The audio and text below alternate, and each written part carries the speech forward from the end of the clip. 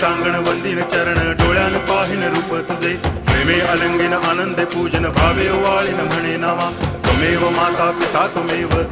बंधुश्च सखा त्वमेव विद्या करुणं त्वमेव सर्वं मम देव कायेन वाचा मनसेन्द्रियैर्वा बुद्ध्यात्मना वा प्रकृति स्वभावात् करोमि यद्यत् सकलं परस्मै नारायणायति समर्पयामि अच्युतं केशवं रामनारायणं कृष्णदामोदरं वासुदेवं हरि गिरिधरं माधवं गोपिकावल्लभं जानकीनायकं रामचन्द्रं भजे हरे राम